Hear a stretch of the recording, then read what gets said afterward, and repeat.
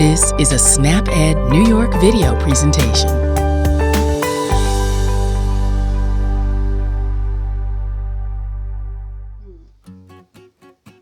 Okay, I have hamburger, hot dogs, and cheese in the no pile. And I have broccoli, cauliflower, grapes, and these little peppers in the yes pile. Oh, hi everybody, welcome. I'm Wanda Collins, your SnapEd nutritionist. And today I'm dividing food into two groups. I have the no fiber group and the fiber group. Oh, I know. You're used to seeing these 5 groups, right? We have fruit and vegetable, grain, protein, and dairy. And that's how we usually do it. But today, I'm going to take all 5 of these, and I'm going to change them into no fiber and fiber. So let's finish sorting them out. I have black beans, that's a fiber food. I have nuts, they're a fiber food. I have canned fruit, that's a fiber food. I have raisins, that's a fiber food. Oh, these little crackers, no fiber. I have peanut butter, that has fiber. Oh, and these yummy cookies, no fiber. And these crackers, though, they have fiber. So today, let's find out all about fiber.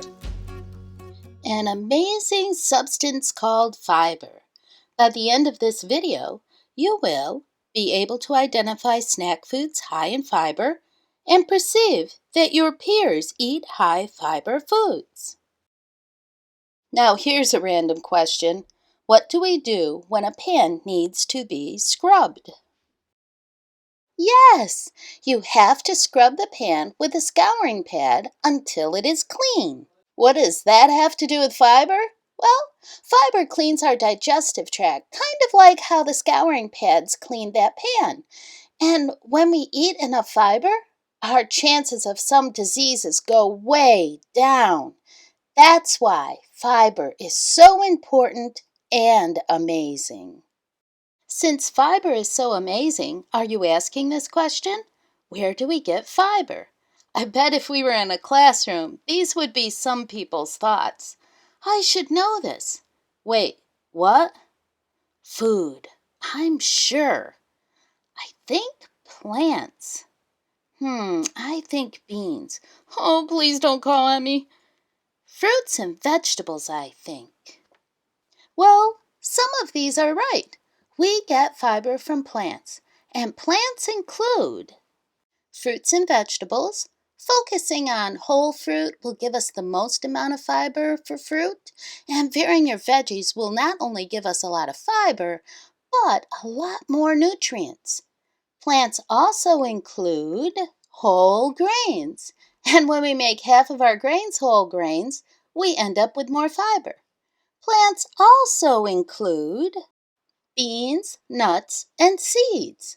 And when we choose to change our protein routine and have nuts, seeds, and beans for snacks and meals, we get plenty of fiber. With that information, let's have a mini quiz. It's not hard, don't worry. Does corn have fiber? Yes, corn has fiber because corn comes from a plant. Does bacon have fiber? No, meat does not have any fiber. Does milk have fiber? No, cows don't give us fiber in their milk. Does watermelon have fiber? Yes, watermelon is a plant and it has fiber. One thing to remember about plants and fiber, the more a food looks like it does when it is growing in or on the ground or on a tree, the more fiber it will have.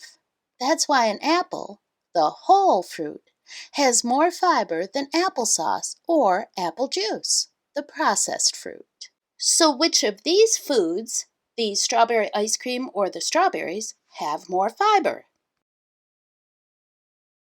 Yes, the strawberries have more fiber because they are less processed and a whole fruit.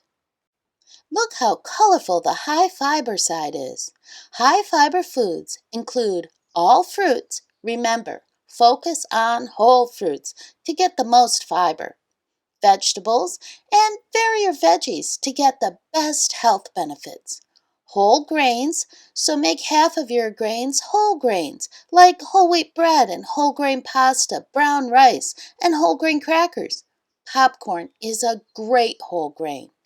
And be sure to vary your protein routine by having beans, nuts, and seeds instead of the usual meats. And let's not forget those beans. They are very high fiber.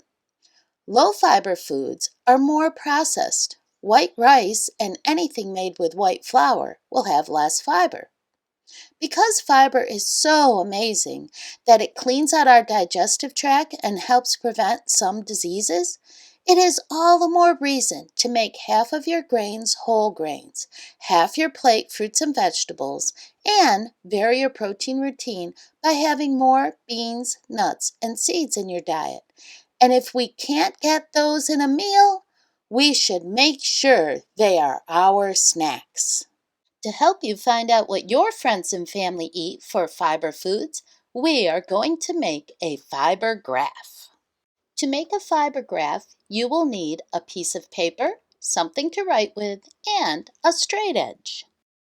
A straight edge can be a book spine, the edge of a folder, or a ruler. We will use them to make the lines on the graph. You can even freehand the lines if you want. Pause the video and collect the items you need, and then come back and we'll get started. If you would like to use a ruler to make your graph, you can use these measurements on a standard sheet of paper. All the columns, there are 10 of them, will be 1 1/16 inches wide. The first row is 1 inch wide because it has the names of the foods. The rest of the rows are 3/4 of an inch wide, and there should be 10 of those. Pause the video if you'd like to write down those numbers and get started on your graph. Step 1 is marking out 10 columns on the long side of the paper. The first thing to do is find the middle point on the long edge of the paper. Yes, you're guesstimating, but it's good enough. Put a line where that point is. Now, find the middle point between that point and the outside of the paper and kind of guesstimate and put a line there. Now, make sure you draw lines on either side of that. That's the center column on that side. Now, find the middle point between the outside line and the edge of the paper. Find the middle point between the other line and the middle part of the paper. You now have 5 columns. Do the same thing on the other side. Find the middle point.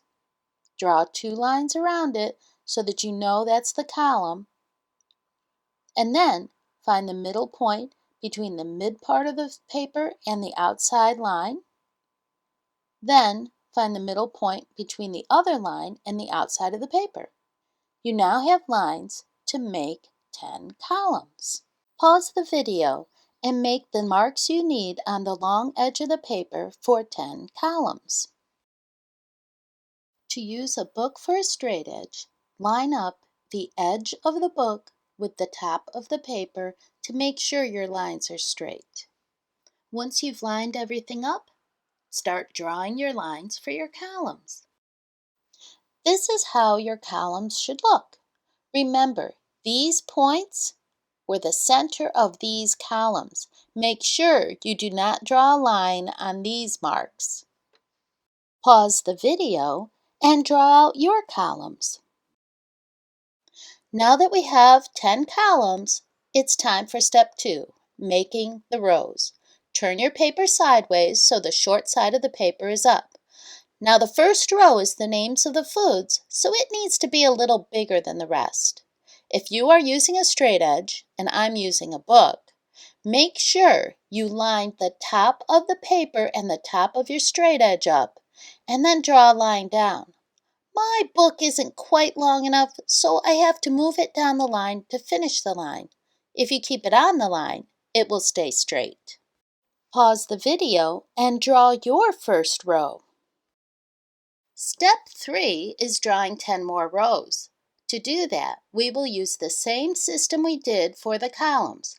Find the midpoint between the line for the first row and the farthest edge of the paper. Again, it is your best guess where the middle is, and that's okay. Make a mark there. If you want, you can draw the lines of the rows in as you go along using the book method or a ruler as a straight edge, or freehand the lines. I will be using a ruler, mostly.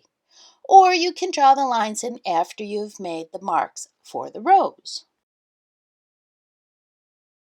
Now, find the middle point between the middle line and the edge of the paper. That middle point is the middle of that column. Draw two lines on either side so you remember that that's a column. Pause the video and make those marks. Find the middle point between these two lines, and then find the middle point between these two lines. Do the same thing on the other side. Find your middle point and make sure you draw the lines around it so you know it's your column. Now, find the middle point between those two lines and the middle point between those two lines. And if you want, you can try drawing them straight down without a straight edge. I am better off using a straight edge. Pause the video and finish the rows for your graph. At this point, you should have created a fiber graph with either a ruler or a different straight edge. You might have been really good at freehand as well. So now it's time to fill in the information on the graph. Our first step is to fill out the first column. It is the number column, so write the word number at the top of the column. But we're not done with that column yet, so hold on. Now we'll fill in the numbers, but we number it from the bottom up. So start with the number 1 at the bottom, 2, 3, 4, 5, 6, 7, 8, 9, and 10.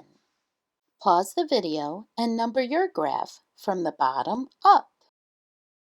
The rest of these columns will be go and slow high fiber foods. The first one is graham crackers. It is a slow high fiber food. Pause the video and write graham crackers at the top of the column. Air popped popcorn is the next, and it is a go high fiber food. Pause the video and label the column Air popped popcorn. A slow food tasty treat is a whole wheat fig bar. The whole wheat helps make it a slow food. Pause the video and label that column Whole Wheat Fig Bars. We can't leave the vegetables out. Carrot sticks are an awesome go food. Pause the video and label that column Carrot Sticks. Pretzels are a slow food, but they make an okay snack. So label this column Pretzels. Pause the video and label the column Pretzels. Fruit is making an entrance. Another go food with lots of fiber. Unsweetened raisins. Pause the video and label your column Unsweetened Raisins. Let's hear it for another go food with high fiber, the humble whole wheat cracker. Pause the video and label this column Whole Wheat Crackers. Seeds are in the queue. It's unsalted sunflower seeds, a great go high fiber snack. Pause the video and label this column Unsalted Sunflower Seeds. In our final column, we have an awesome go food, and it's apple slices. Pause the video and label your final column Apple Slices. The graph is finished. This is how we use it. Ask your friends and family to pick their 2 favorite foods on the list. Make an X in the boxes starting at the bottom. Then you will be able to tell which foods are the favorite foods. This is how my graph turned out. I asked 18 people to pick their 2 favorite foods. So I have 36 X's, and it looks like the top 3 fiber snack foods are carrots in 3rd place, raisins in 2nd place, and apple slices took 1st place. Look at that! You already eat a lot of high fiber foods. All you have to do is eat them more often.